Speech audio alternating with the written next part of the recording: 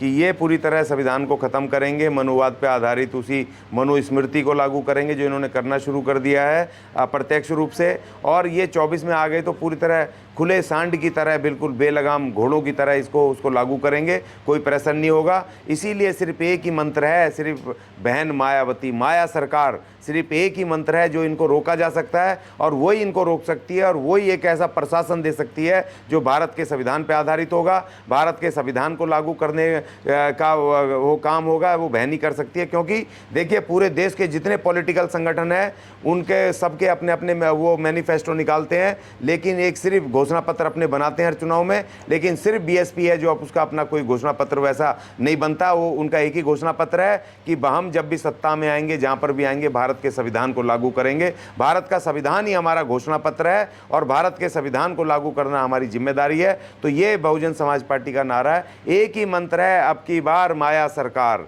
ये मंत्र सबको रट लेना है और जब मंत्र पढ़ के वहां जाएंगे मशीन के वहां पर, तो सिर्फ एक उसको आपको सिर्फ हाथी दिखाई देना चाहिए, हाथी का बटन, उसके अलावा कुछ नहीं। अगर बचना है, इस बचने के अलावा अपनी आगे आने वाली गुलामी को, अगर अपने आप को, अपने आने वाली पीढ़ियों को गुलामी से बचाना है, भारत के संविधान को बचाना है, तो सिर्फ अब की बार माया सरकार। आप में एक बहुत बड़ी साजिश है और ये इसको करना चाहते हैं पूरे देश में। ये मनुवादी उस मणिपुर को पूरे देश में उसको करना चाहते हैं। अभी चुनाव के आने वाली चुनौतियां बहुत हैं, इसलिए हमें बहन मायावती को मजबूत करना है, क्योंकि वही और रोक सकती है इनको। वही इस देश के जो ढोल गवार शूद्र पशु नारी, अर्थात इस देश के SC ST OBC माइनॉरिटी जो 85% है, उनको बचा सकती है, भारत के संविधान को बचा सकती है, इस देश को बचा सकती है। तो ये मुझे कहना है। तो ज्ञानी जी, मणिपुर के ऊपर तमाम देश की नज़र है, विदेश वाले लोग भी मगरमच्छ के आंसू दिखा रहे हैं मोदी जी को। क्या कहना चाहेंगे मणिपुर के ऊपर, किस तरीके से देखते हैं आप मणिपुर की घटनाओं को? जी देखिए, ये अपने आप में बेहद एक बहुत ही शर्मनाक घटना है, दुखद घटना है और बहुत ही आत्मा को झकझोर देने वाली घटना है कि इस तरीके से ये इन्होंने उस महिला के 2 महिलाओं को जिस तरीके से उन्होंने निर्वस्त्र करके घुमाया, उनके साथ जो साजिश जो उन्होंने प्रताड़नाएं की हैं, जो भी किया उन्होंने, बहुत गलत, वो तो खुला दिख रहा है। और ये वही आगे जब बार बार कहता था संविधान 40 जब मैंने शुरू किया था, तो जब मैंने कहा था कि ढोल गवार शूद्र पशु नारी, बाबा साहब ने उनको तमाम संवैधानिक और उनको अधिकार दिए और ये ताड़ना के अधिकारी थे और इनके अटैक पे वही आदिवासी हैं इस देश के जो वो शूद्र ढोल गवार हैं और नारियां हैं, और फिर दोबारा से नारियों के साथ इन्होंने अपमान वही करना शुरू कर दिया। आज बिहार में भी ये घटना घटी है और यहाँ पर भी हो रहा। पूरे देश में अलग अलग नारियों पे हमले तो हो रहे थे, उनके साथ अत्याचार हो रहे थे, मगर निर्वस्त्र करके घुमाने की दोबारा से पुनरावृत्ति हुई है, जो अपने आप में घोर एक बहुत विपत्स घटना है और इसकी कड़ी से कड़ी शब्दों में निंदा की जाए।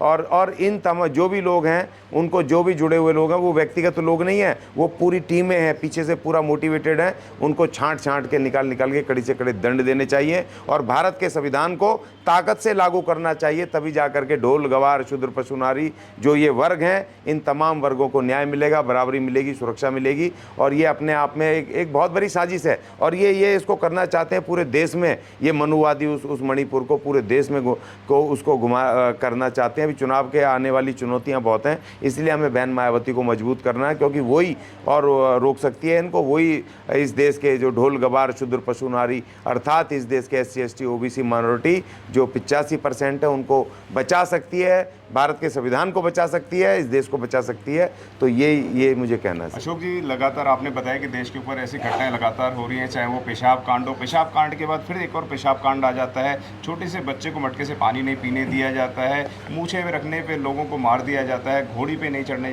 दिया जाता है। इस तरीके की तमाम घटनाएं देखने को मिल रही हैं और मणिपुर के अंदर तो एक आदिवासी महिला को भी वहाँ पे नंग घुमाया जाता है। ये सारी घटनाएं देश के अंदर ना हो, उसके लिए क्या करना पड़ेगा, वह हमें बताएं। देखिए, एक ही मंत्र है, मैं बार बार कह रहा हूँ इसको, और हमने मिशन चलाया पिछले 1-1.5 साल से लगातार। हमें जब से समझ आया कि ये पूरी तरह संविधान को ख़त्म करेंगे, मनुवाद पे आधारित उसी मनुस्मृति को लागू करेंगे जो इन्होंने करना शुरू कर दिया है अप्रत्यक्ष रूप से। और ये 24 में आ गए तो पूरी तरह खुले सांड की तरह, बिल्कुल बेलगाम घोड़ों की तरह उसको लागू करेंगे, कोई प्रेशर नहीं होगा। इसीलिए सिर्फ एक ही मंत्र है, सिर्फ बहन मायावती, माया सरकार, सिर्फ एक ही मंत्र है जो इनको रोका जा सकता है और वही इनको रोक सकती है और वही एक ऐसा प्रशासन दे सकती है जो भारत के संविधान पर आधारित होगा, भारत के संविधान को लागू करने का वो काम होगा, वो बहन ही कर सकती है। क्योंकि देखिए पूरे देश के जितने पॉलिटिकल संगठन हैं उनके सबके अपने अपने वो मैनिफेस्टो निकालते हैं, लेकिन एक सिर्फ घोषणा पत्र अपने बनाते हैं हर चुनाव में, लेकिन सिर्फ बीएसपी है जो अब उसका अपना कोई घोषणा पत्र वैसा नहीं बनता। वो उनका एक ही घोषणा पत्र है कि हम जब भी सत्ता में आएंगे, जहां पर भी आएंगे, भारत के संविधान को लागू करेंगे। भारत का संविधान ही हमारा घोषणा पत्र है और भारत के संविधान को लागू करना हमारी जिम्मेदारी है। तो ये बहुजन समाज पार्टी का नारा है, एक ही मंत्र है, अब की बार माया सरकार। ये मंत्र सबको रट लेना है और जब मंत्र पढ़ के वहां जाएंगे मशीन के वहां पर, तो सिर्फ एक उसको आपको सिर्फ हाथी दिखाई देना चाहिए, हाथी का बटन, उसके अलावा कुछ नहीं। अगर बचना है, इस बचने के अलावा अपनी आगे आने वाली गुलामी को, अगर अपने आप को, अपने आने वाली पीढ़ियों को गुलामी से बचाना है, भारत के संविधान को बचाना है, तो सिर्फ अब की बार माया सरकार। पॉलिटिकल इंडिया जो इन्होंने ये गठबंधन बनाया है, इसमें इस तरह से ये अफवाहें उड़ा रहे हैं, कह रहे हैं कि जो लोग अगर इंडिया के साथ नहीं आएंगे, इनके पॉलिटिकल फोरम के साथ नहीं आएंगे, तो उनको ये कहेंगे कि ये बीजेपी की बी टीम है। ये देखो इतना अलोकतांत्रिक ये तरीके से कर रहे हैं, आप फोर्स कैसे कर सकते हो किसी को? डेमोक्रेसी में आप इंडिपेंडेंट का भी जो बाबा साहब ने दिया है, ये तो गठबंधन है। बीजेपी तो बहन जी अलग पॉलिटिकल पार्टी, बीएसपी अलग पॉलिटिकल पार्टी है, वो अपना स्टैंड रखे। यहाँ तक तो इंडिपेंडेंट भी अपनी मर्जी से लड़ेंगे बिना किसी उसके।